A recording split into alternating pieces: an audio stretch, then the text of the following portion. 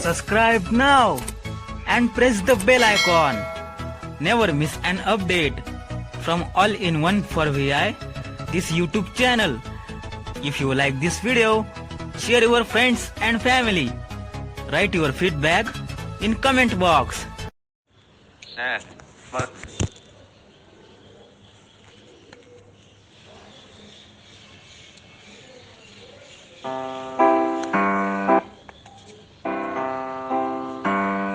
I learn English, so do you, so do you. We will hear and speak it, we will hear and speak it, read and write too, read and write too. इंग्रजी पाठ क्रमांक 5. I learn English so do you.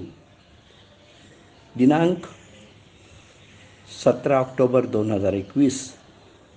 Mahadev Gurav all in one for VI2 या समूहातील सर्वांचं आजच्या 5व्या पाठासाठी स्वागत करीत आहे. English lesson number 5. I learn English, so do you.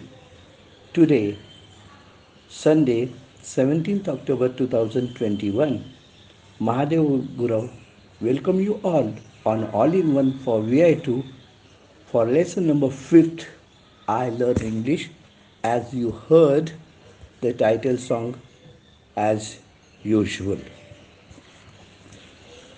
तर मित्रो, आपण आता पुढे मागे काही शिकलो त्यात वेळ घालवायचा नाही. आज सर्वप्रथम लक्षात घ्या, फॅमिली, FAMILY, फॅमिली म्हणजे कुटुंब, परिवार, family.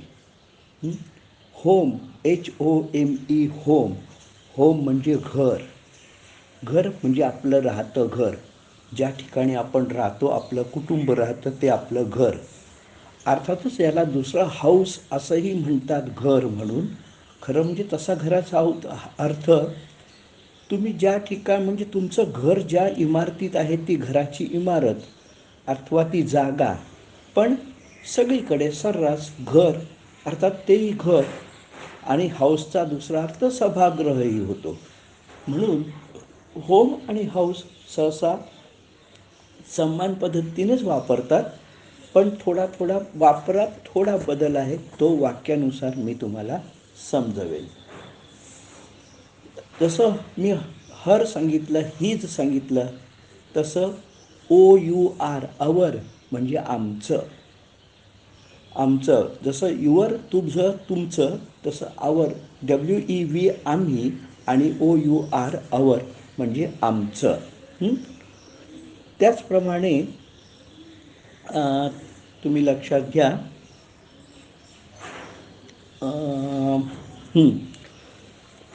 THEIR, their, THEIR, their, their म्हणजे त्यांचं, त्यांची, त्यांचे. लक्षात घ्या, त्यांचं, त्यांची, त्यांचे. THEIR, their. पण देअर, THERE, देअर. लक्षात घ्या, उच्चार साधारण समान आहे, पण स्पेलिंग वेगळी आहे, त्यामुळे ती स्पेलिंग गल्लत करायची नाही. THERE, देअर म्हणजे तिथे. हिअर, HERE, हिअर म्हणजे येथे, या ठिकाणी. इतर अर्थ होतात, हजर, आणि वाक्यारंभी म्हणजे वाक्यारंभी त्याची सुरुवात करण्यासाठी, लक्ष वेधण्यासाठी पण हिअर असा उल्लेख होतो. आता हजर म्हणजे काय? येस, आय एम हिअर म्हणजे मी हजर आहे. आलं का लक्षात? आय एम हिअर, मी हजर आहे. नंतर पे अटेन्शन हिअर म्हणजे हे लक्ष वेधण्यासाठी हिअर वापरलेलं आहे. इथे लक्ष द्या, इकडे लक्ष द्या. अर्थात आपल्या पहिल्याच पाठात आपण हिअर शिकलेलो आहे, HEAR. आपल्या टायटल सॉन्गमध्ये हिअर, हिअर म्हणजे ऐकणे, HEAR, हिअर म्हणजे ऐकणे. अर्थात LISTEN, लिसन, टी सायलेन्स आहे. LISTEN, लिसन म्हणजे ऐकणे, पण लक्षपूर्वक ऐकणे. आणि हिअर हे सामान्यपणे काहीही ऐका, कसंही ऐका. आणि लिसन म्हणजे रेडिओ, काळजीपूर्वक ऐकणे, लक्षपूर्वक ऐकणे, त्याला लिसन म्हणतात. तर या गोष्टी तुमच्या लक्षात राहिल्या पाहिजेत. हां, हे जसं व्हेअर, WHERE, व्हेअर म्हणजे कुठे, कोठे.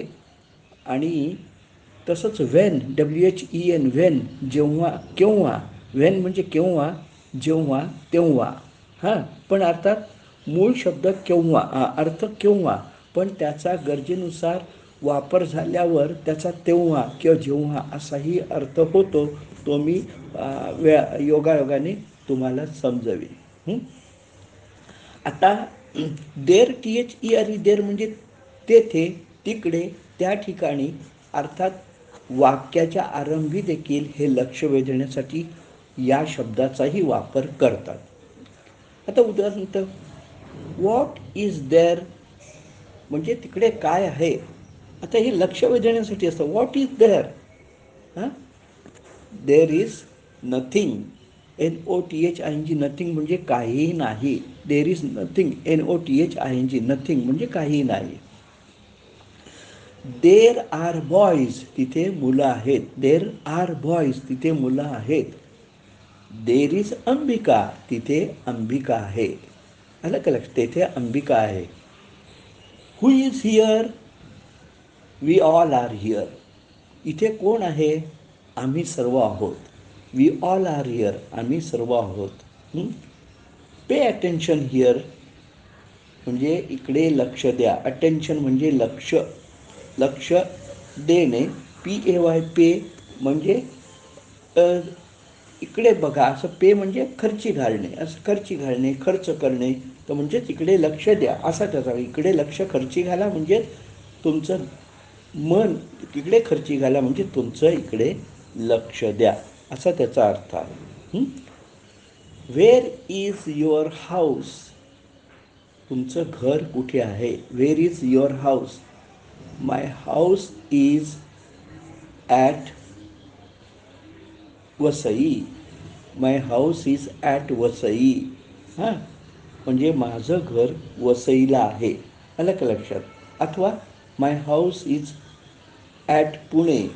अर्थात इथे कसं आहे, तुम्ही इन वापरला तरी चालणार आहे, कारण ॲट म्हणजे छोट्या ठिकाणी. My house is at Dhanori in Pune असं. My house is at Dhanori in Pune. पण जनरली घराचं कुठे आहे तर लोक असंच उत्तर देऊन टाकतात. My house is in Vasai, my house is in Pune असं. म्हणजे हाऊस आणि होम मधला फरक तुम्हाला समजा. मी तुम्हाला वरती सांगितलेलं आहे, ते लक्षात ठेवा. नंतर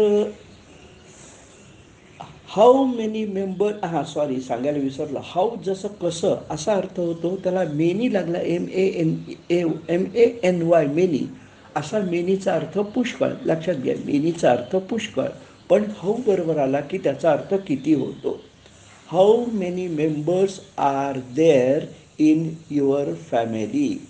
आता ह्यातले सगळे शब्द तुम्हाला माहिती आहेत. फॅमिली मी सांगितलं आहे. How many members are there in your family, तुमच्या कुटुंबात किती सदस्य आहेत. त्याचं उत्तर there are 6 members dash numbers म्हणजे जे असतील ते सांगत. There are 6 members in my family. माझ्या फॅमिलीत, माझ्या कुटुंबात 6 मेंबर आहे, 6 सदस्य आहेत. अथवा there are 8 members in our family. Our म्हणजे आमच्या, माय म्हणजे माझ्या, आवर म्हणजे आमच्या. लक्षात घ्या. OUR, आवर म्हणजे आमच्या. In our family. नंतर when do you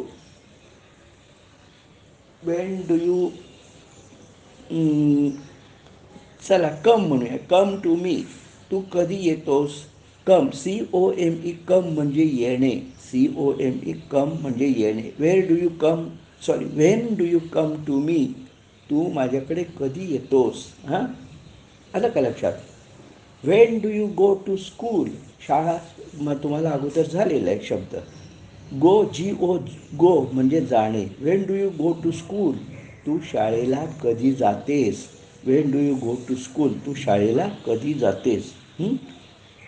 what do you do in the school? तू शाळेत काय करतेस? What do you do in the school? तू शाळेत काय करतेस? I learn in the school. I learn in the school. अथवा I study in the school. I study in the school. मी जी वाक्य आहेत ना ही साधी वाक्य आहेत, तेव्हा वाक्यांची भेसळ करू नका, त्याच पद्धतीने चला.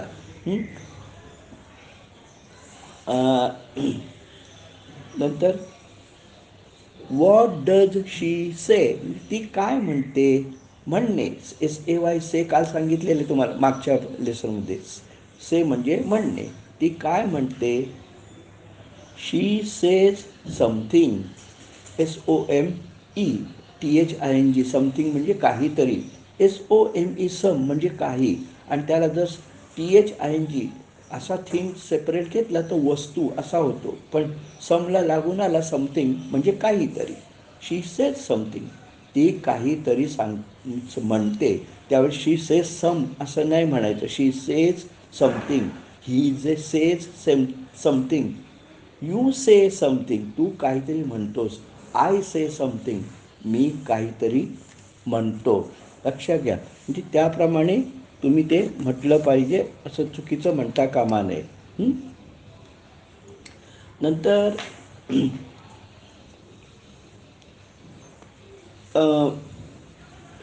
Do you have family?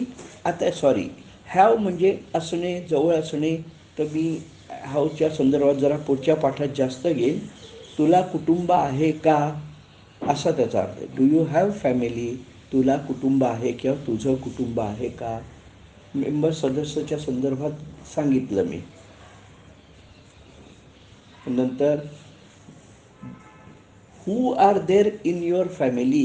Who are there in your family? तुझ्या कुटुंबात किंवा तुमच्या कुटुंबात कोण कोण आहे?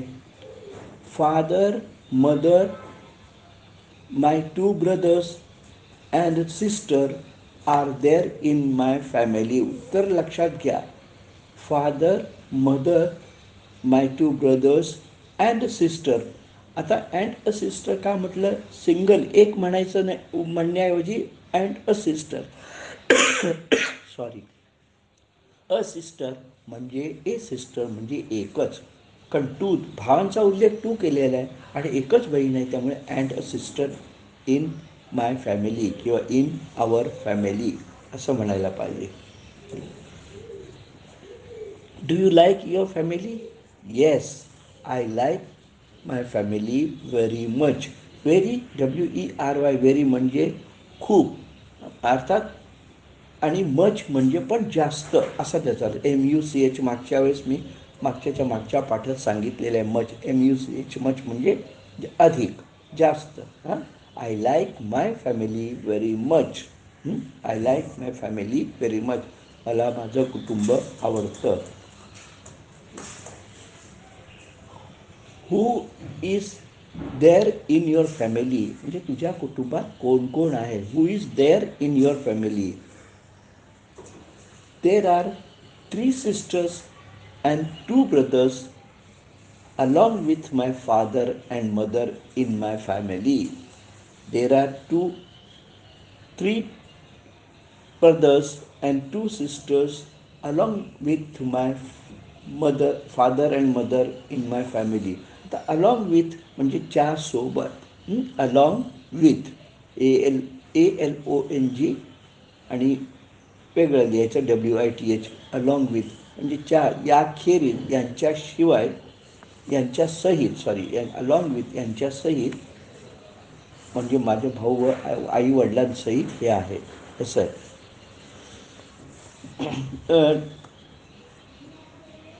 Do they go to school? Do they go to school. THEY they म्हणजे ते, म्हणजे धिस मी सांगितलं, हा, ही, हे म्हणजे एकवच सिंग्युलर. दीज हे, आणि तसंच तो, ती, ते त्याचं अनेक वचन दे. तो, ती, ते, ही, शी, इट त्याचं THEY they plural. Do they go to school म्हणजे तुझ्या घरात असलेली भावंड शाळेला जातात का? Do they go to school. Do they go to school. Yes, they do go, हो ते जातात, अथवा दे गो टू स्कूल, अथवा they do go to school, दोन्ही प्रकारे चालेल. They do go to school अथवा दे गो टू स्कूल असं चालतं. हां, दुसरं याचं उत्तर असं देऊ शकता, my two brothers go to school but sister does not go to school. माझे 2 भाऊ शाळेला जातात, पण बहीण शाळेला जात नाही, शाळेत जात नाही. आता कसं असतं, मराठीत आपण शाळेत म्हणतो, पण इंग्रजीत इन स्कूल न म्हणता टू स्कूल म्हणजे शाळेला. पण म्हणून त्याचं मराठीत आपण शाळेला म्हणायचं, आपण शाळेत म्हणणार, पण इंग्रजीत शाळेला करतात. म्हणजे ही थोडी भाषेचा प्रकार आहे, म्हणून तुम्ही भाषेकडे लक्ष द्यायचं. दे गो टू स्कूल, आणि आपण कसं म्हणणार, हां ते शाळेत जातात. शाळेला म्हणणार नाही मराठीत, शाळेत जातात. दे गो टू स्कूल, पण इंग्रजीत टू लागतो, ला. आलं का लक्षात? म्हणजे अशा पद्धतीने व डज युअर मदर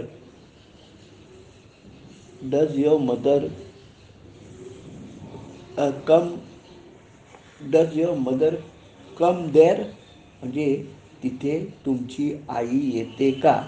आता डज मदर, कारण मदर ही आम्ही बोलत असताना मदर ही तिसरी आहे, आणि म्हणून तिथे डू द मदर कम असं होणार नाही.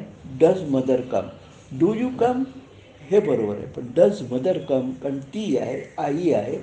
Does she come, does she say, does she tell, अशा पद्धतीने ही वाक्य होतात. तेव्हा लक्षात घ्या, आजची वाक्य केलेली आहेत, ही खूप महत्त्वाची आहे, लक्षात घ्या. आता मी फायनली येतो table number 4. Now please remember all these sentences which I have taken today. These are most important. And now I come to table number 4. 4 1 are 4, 4 2 are 8, 4 3 are 12, 4 4 are 16, 4 5 are 20, 4 6 are 24, 4 7 are 28, 4 8 are 34, 4 9 are 36, 4 10 are 40, 4 11 are 44, 4 12 are 48. Yes. So this is the table number 4 over, and it seems time is also up. So better we will stop today here. Today, the end of today's lesson. All right. So please note that today the lesson is over. I learn English, I learn English. So do you, so do you. We will hear and speak it, we will hear and speak it. Read and write too, read and write too.